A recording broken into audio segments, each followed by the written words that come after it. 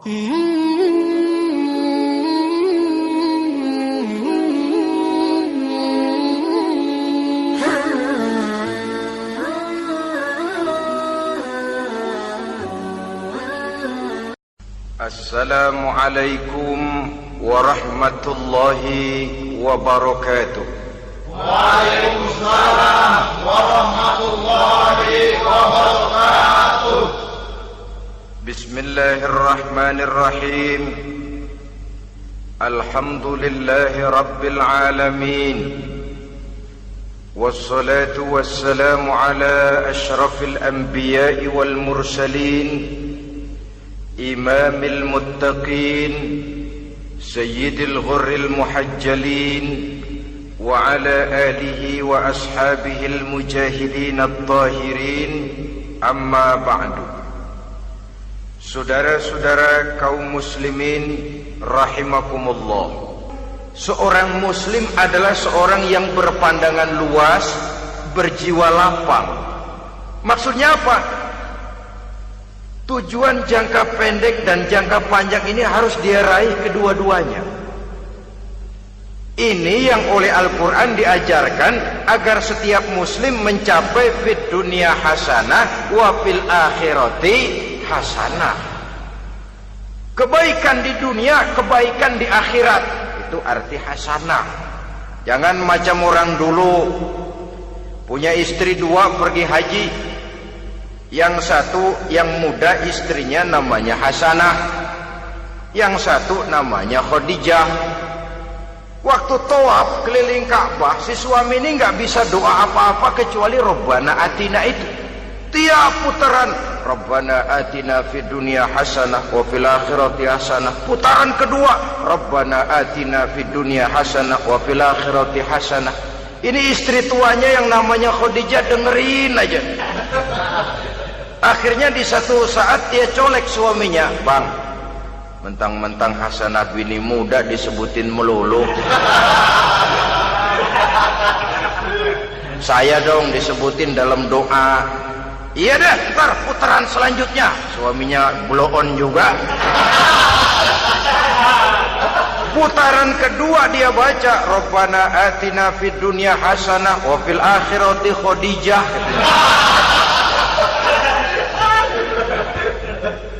Saudara-saudara, itu makna refleksi daripada doa tadi itu, doa sapu jagat. Kita ingin fid dunya hasanah wa fil akhirati hasanah. Tujuan jangka pendek dunia tercapai, tujuan jangka panjang akhirat dan ridho Allah juga tergapai. Oleh sebab itu Al-Quran menjelaskan, wabtaghi fima atakallahu ad-daral akhirah wala tansa nasibaka minad dunya. Dengan karunia yang diberikan Allah kepadamu, carilah bahagia akhirat. Wala tansa nasibaka minad dunya, tetapi jangan lupakan bagianmu dalam kehidupan di dunia ini. Cari akhirat, utamakan akhirat dengan tidak usah melupakan jatahmu di dunia.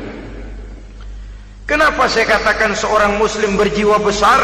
Sebab andai kata dia gagal mencapai tujuan jangka pendek, andai kata dia gagal di dunia, dan dia oleh Islam diajarkan jangan sampai gagal, tapi andai kata dia gagal, dia masih punya tujuan jangka panjang, akhirat dan ridho Allah.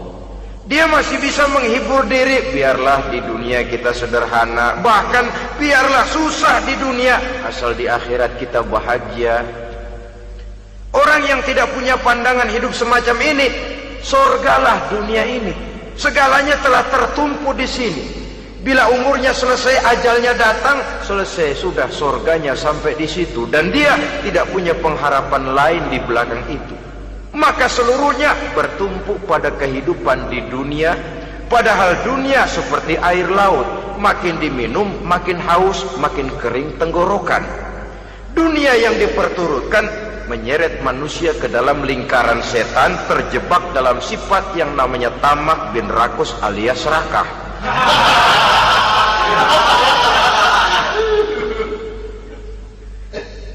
Andai Andai kata dia gagal untuk tujuan jangka pendek, dia masih punya tujuan jangka panjang, akhirat. Dia masih sanggup berkata, biar di dunia kita sederhana, bahkan biar kebelangsak sengsara susah di dunia, asal di akhirat kita bisa bahagia. Kan masih ada harapan. Yang paling bangpak, paling rusak betul, sudah di dunia sengsara, di akhirat celaka. Jadi dunia rumahnya gubuk, pinggir kali miring, asal hujan bocor, utang selebar warung. Bayang kagak, ngaji enggak, puasa enggak, saban malam merit mulu. Saudara hadirin yang saya hormati, lalu kapan mau bahagia kalau sudah di sini susah, di sana akan susah juga. Ini yang pertama, seorang muslim, seorang yang optimis, berjiwa besar, luas pandangan. Kegagalan dia dalam jangka pendek tidak menyebabkan dia melupakan tujuan jangka panjang. Yang kedua, positifnya apa? Cara dia mencapai tujuan jangka pendek diwarnai oleh keyakinan adanya tujuan jangka panjang. Dia memang benar cari harta, tapi karena dia yakin ada akhirat, Allah ridho apa tidak? Ini positifnya. Saya memang cari duit, tapi dengan cara ini Allah ridho apa tidak? Saya memang ingin berpakaian yang rapi, tapi dengan tidak menutup aurat begini, Allah ridho atau tidak? Saya memang bergaul menghormati teman, tapi terjebak dalam minuman keras karena menghormati teman, Allah ridho apa tidak? Ini orang yang punya tujuan jangka panjang. Segalanya diberikan bingkai dengan pertanyaan, Allah ridho atau tidak? Keyakinannya terhadap tujuan jangka panjang mewarnai gaya hidupnya di dunia ini, mencapai tujuan jangka pendek tadi. Mau minum, Allah ridho apa enggak ini? Mau makan, yang saya makan Allah ridho apa enggak ini? Pendeknya apapun yang mau dia kerjakan, karena dia punya keyakinan tujuan jangka panjang, dia selalu menimbang terhadap ridho Allah tadi. Jadi tanpa prestasi ibadah, kita nol besar dalam pandangan Allah. Ini nilai manusia yang hakiki di sini. Ini makna inna akramakum indallahi atqakum. Di akhirat nanti kan tidak pernah akan disidang, kamu pendidikan setinggi apa? Tidak. Gelarmu berapa renteng? Profesor, doktor? Tidak. Akhirat hanya menyidang, kau sholat atau tidak? Kau puasa atau tidak? Kau zakat atau tidak? Diberikan kamu harta yang banyak, dari mana kau dapat, kemana kau belanjakan? Prestasi ibadah itu yang ditanya. Setinggi apa pendidikan, sebanyak apa pengalaman, no problem. Tidak jadi masalah di akhirat itu. Prestasi ibadah itu yang akan kita persembahkan di hadapan Allah. Itu makna inna akramakum indallahi atqakum. Kerbau dinilai dari dagingnya, makin gemuk makin mahal harganya. Tapi ada perkutut lebih mahal dari kerbau. Perkutut itu mahalan mentahnya loh daripada matangnya. Karena harga perkutut pada suaranya. Lalu di mana harga manusia yang paling gemuk? Tidak. Suaranya, oh kalau manusia dinilai dari suaranya, barangkali Madonna nomor awal masuk surga. Hanyalah dengan prestasi ibadah kita bisa mencapai tujuan jangka panjang, akhirat dan ridho Allah. Nah baiklah ya, kalau sudah jelas bahwa kita punya dua tujuan jangka hidup, jangka pendek dan jangka panjang, bagaimana Islam mengajarkan kita meraih dua ini? Pada prinsipnya Islam mengajarkan sistem keseimbangan. Dalam berbagai aspek kehidupan, keseimbangan ini nampak dengan nyata diajarkan oleh agama kita. Seperti ayat yang saya bacakan tadi. Dengan karunia yang diberikan Allah kepadamu, cari negeri akhirat, tapi jangan lupakan bagianmu di dunia ini. Dalam bentuk yang lebih nyata, bekerjalah untuk duniamu seolah kau akan hidup buat selamanya, tapi bekerjalah buat akhiratmu seolah kau akan mati besok. Manifestasinya dalam kehidupan, misalnya orang kaya diperintah membantu yang miskin, tapi orang miskin dianjurkan berusaha. Jangan mengandalkan hidup kepada yang kaya, seimbang. Kamu kaya, betul Pak, bantu yang miskin. Kamu miskin, iya Pak, berusaha, seimbang. Tuan rumah diwajibkan menghormati tamu, tamu diwajibkan tahu diri, seimbang. Jadi bagaimana kalau sudah kita bekerja di sawah, di ladang, di pasar, di kantor, anggap kita akan hidup selamanya agar timbul gairah kerja. Tapi kalau sudah sholat, anggap kita akan mati besok supaya timbul khusyuknya. Nah, titik tekannya di mana? Stresnya itu. Walaupun Islam mengajarkan sistem keseimbangan, tapi Al-Quran tetap menggarisbawahi walal akhiratu khairul laka minal, bahwa bagaimanapun seimbangnya, akhirat itu lebih utama daripada dunia. Bagaimana implementasinya? Kata orang-orang tua, kalau kita menanam padi, rumput pasti tumbuh, tapi nanam rumput jangan mimpi tumbuh padi. Maksudnya apa? Kalau satu perbuatan kita niatkan karena Allah, dunianya pasti ikut. Tapi kalau satu perbuatan diniatkan karena dunia semata-mata, akhirat akan hilang. Sebab itu, biasakanlah berbuat sesuatu baik untuk tujuan jangka pendek, lebih-lebih untuk tujuan jangka panjang, dengan motif lillahi ta'ala. Jadi saya ulangi, satu perbuatan kalau sudah diniatkan karena Allah, dunia biasanya ikut. Tapi kalau diniatkan karena dunia semata-mata, akhirat akan luput. Padahal itu titik tekannya, walal akhiratu khairul laka minal ula.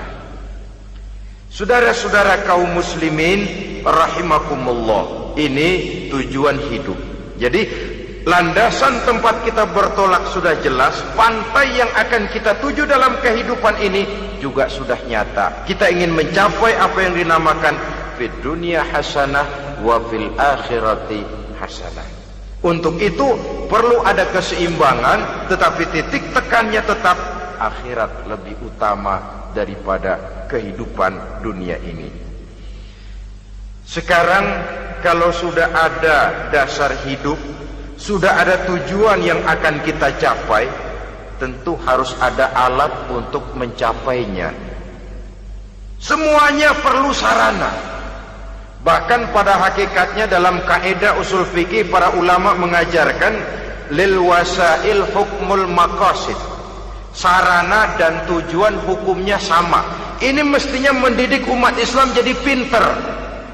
Jangan cuma berpikir melaksanakan satu pekerjaan, tapi juga berpikir menciptakan sarana untuk terwujudnya pekerjaan itu.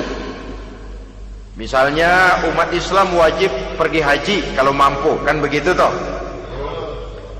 Kalau dia umat Islam Indonesia, tentu pergi hajinya ke Mekah. Mekah, Jeddah, Mekah, Indonesia, perlu sarana angkutan untuk sampai ke sana. Kapal laut, kapal udara. Artinya umat Islam harus maju di bidang teknologi, bisa menciptakan pesawat, bisa menciptakan kapal laut, sarana yang akan menyampaikan dia untuk bisa melaksanakan ibadah haji. Selama ini kita bertumpu kepada pemikiran, pokoknya kan yang penting gue pergi haji pakai apa, kayak gue punya duit.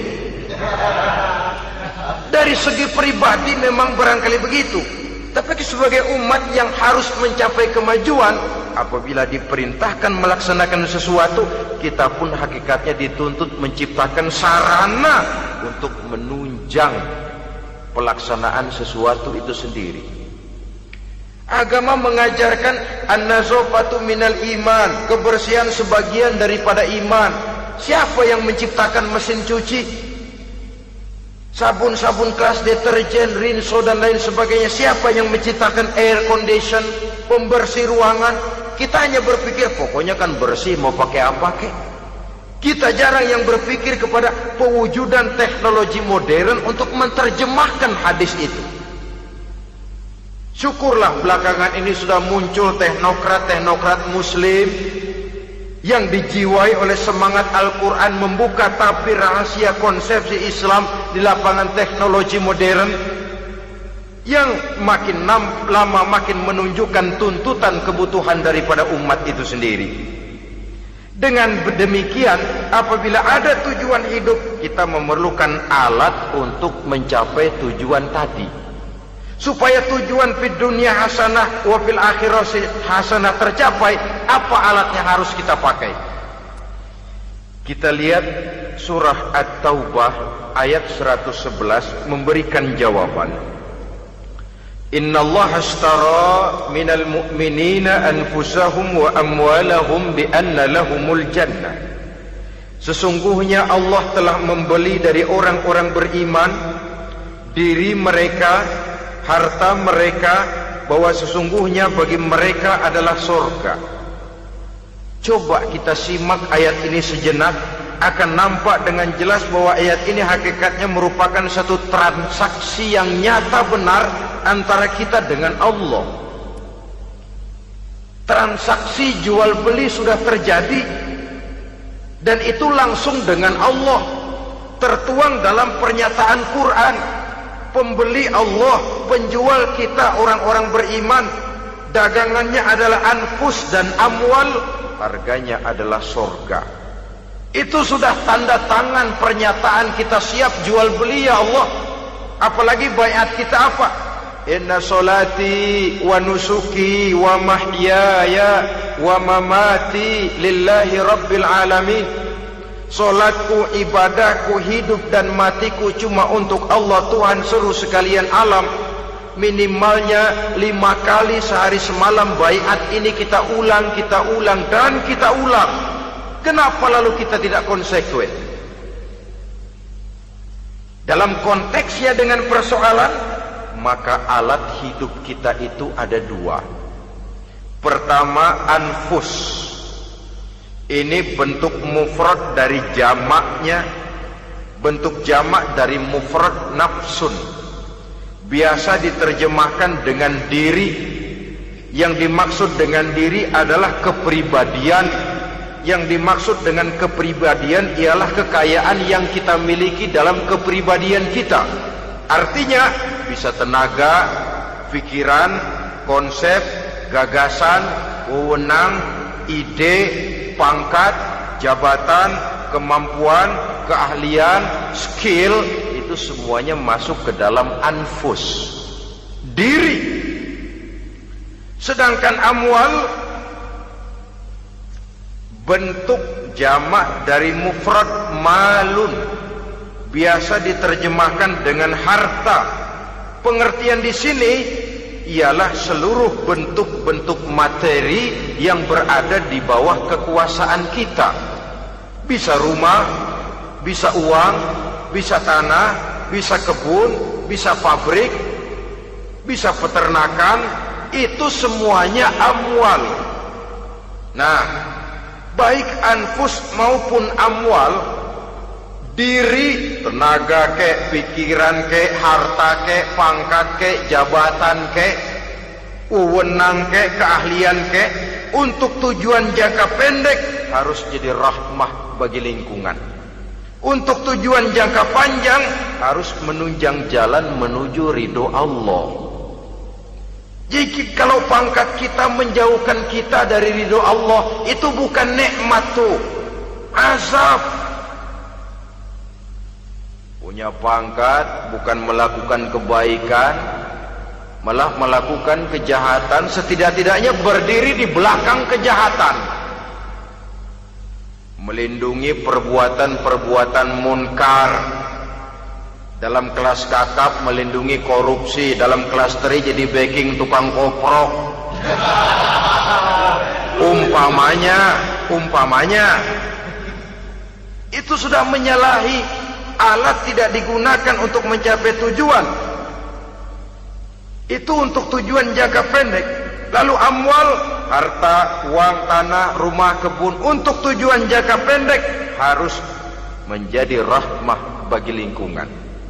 Sedang untuk tujuan jangka panjang, baik diri maupun harta harus menunjang jalan menuju ridho Allah, harus meningkatkan prestasi ibadah kita kepada Allah Subhanahu wa ta'ala. Malah yang namanya amwal ini tanggung jawabnya lebih berat loh saudara. Kalau saudara diberikan ilmu, sidang akhirat cuma satu, ilmumu kau amalkan untuk apa? Saudara diberikan umur panjang, pengadilan akhirat cuma bertanya satu, umurmu kau habiskan di mana? Tapi saudara diberikan harta, pertanyaan akhirat dua, hartamu kau dapat dari mana? Kau belanjakan kemana? Dari mananya dan kemananya ditanya, depan belakang. Wah, kadang-kadang kan ada orang hartanya didapat dari jalan yang halal, dibelanjakan di jalan haram. Kerja peras keringat banting tulang setengah mati, begitu dapat duit beli buntutan, muter-muter kertas cari kode. Didapat dari jalan halal, dibelanjakan di jalan haram. Atau didapat dari cara yang haram, dibelanjakan di jalan yang baik. Menang judi, nyumbang pesantren. Nabi mengajarkan innallaha thayyibun la yaqbalu illa thayyib. Allah itu baik dan hanya menerima yang baik-baik saja. Tidak bisa mencuci kain dengan air najis. Kain akan tetap kotor. Saudara-saudara kaum muslimin rahimakumullah. Oleh karenanya masalahnya terpulang kepada kita, pandai-pandailah membagi orientasi. Suatu saat tenggelam kita dalam kesibukan dunia dan seluruh isinya untuk mencapai tujuan jangka pendek. Lain saat tenggelam kita memfanakan diri untuk mencapai tujuan jangka panjang, akhirat dan ridho Allah. Karena kehidupan ini bukan berjalan tanpa batas. Umur ini bukan satu karunia tanpa pertanggungan jawab. Suatu saat setuju atau tidak, rela atau terpaksa, kita akan sampai kepada garis finish daripada perjalanan kehidupan dunia ini, yang memang merupakan satu perjalanan panjang, a walking tall. Kata orang Kulon, a walking tall, satu jalan yang demikian jauhnya. Entoh kita akan sampai ke garis finish. Bila datang ajal, senja kehidupan datang, malam menyelimuti. Datangnya tidak pernah kita sangka, tapi sekali dia datang, tidak satu kekuatan yang bisa menolak. Kehadirannya tidak pernah kita harapkan, tapi satu kali dia datang bertamu, pasti terjadi. Dan itu pasti akan kita temui. Alangkah malangnya pada saat kembali itu datang, kita tidak punya prestasi ibadah. Lalu apa artinya prestasi dunia? Apa artinya tujuan jangka pendek kalau kita harus kehilangan tujuan jangka panjang? Rumah kita yang besar, pangkat kita yang tinggi, harta kita yang banyak, bisakah menolong kita untuk kalau sudah kumpul di padang mahsyar nanti? Malaikat, jangan gebugin saya, rumah saya harga 2 miliar.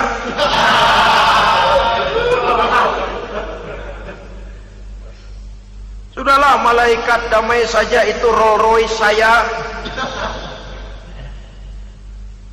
Pakai saja malaikat, pakai. Kata malaikat, gue budak, gue nggak butuh gituan.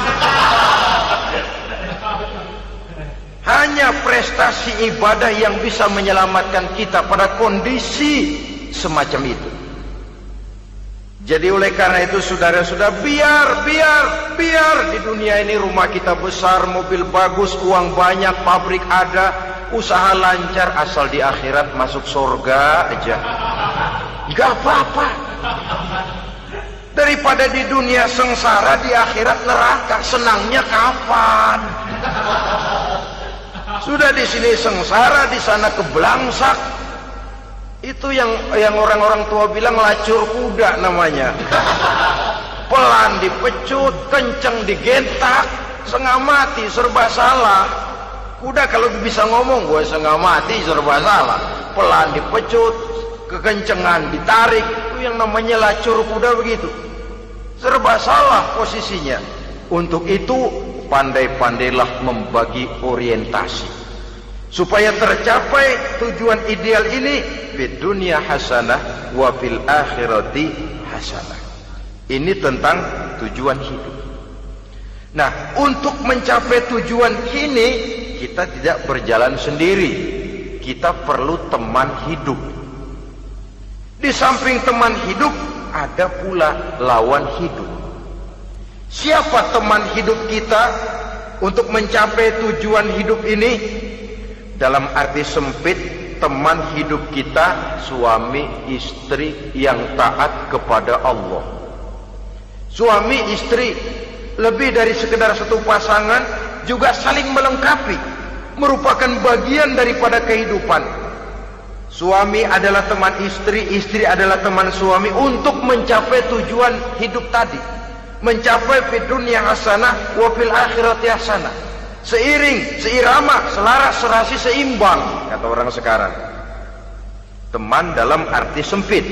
Adapun teman dalam arti luas, setiap orang yang pandangan hidupnya sama dengan kita, setiap orang yang akidahnya sama dengan kita, terlepas dari suku bangsa apapun, warna kulit apapun, bahasa apapun, jikalau keyakinannya sama, pandangan hidupnya sama, dia adalah saudara kita dalam artian yang luas. Islam tidak kenal teritorial, maka tidak ada itu Islam Jepang. Ya walaupun secara formalnya ada, tapi informal muslim adalah muslim, diikat dengan akidah. Itu teman hidup. Lalu lawan hidup siapa? Pertama iblis, dalam segala bentuk dan implementasinya. Yang kedua, setiap orang yang pandangan hidupnya tidak sama dengan kita secara ideologis, itulah lawan hidup kita. Maka yang teman jadikan teman, yang lawan jadikan lawan. Jangan teman dijadikan lawan, lawan dijadikan teman. Itu namanya kopiah dipasang di kaki, pak bakyak naik ke jidat. Wajar kalau kepala lalu jadi benjol. Salah milih teman, salah cari lawan. Salah milih teman, salah cari lawan. Akibatnya kita yang akan susah di kemudian hari nanti. Saudara-saudara kaum muslimin rahimakumullah, oleh karenanya pandai-pandailah dalam hidup ini. Yang teman jadikan teman, yang lawan jadikan lawan. Kalau lawan kita jadikan teman, sementara teman kita jadikan lawan, dan itu apa yang banyak terjadi dalam praktek kehidupan, kita tidak akan bisa mencapai tujuan karena akan tertarung di kaki sendiri. Nah, ini sajalah yang kita bicarakan pada pertemuan kali ini. Mudah-mudahan ada manfaatnya. Terima kasih atas segala perhatian. Mohon maaf atas segala kekurangan. Usikum wa nafsi bitaqwallah. Wassalamualaikum warahmatullahi wabarakatuh. Waalaikumsalam warahmatullahi wabarakatuh.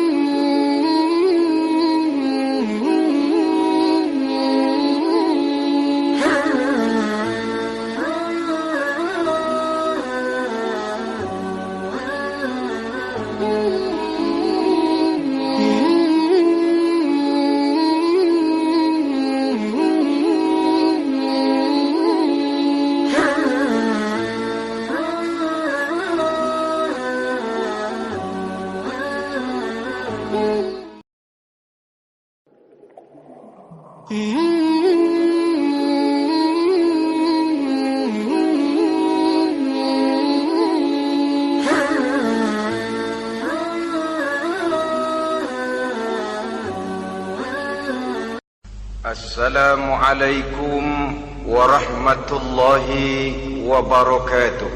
Waalaikumsalam warahmatullahi wabarakatuh. Bismillahirrahmanirrahim.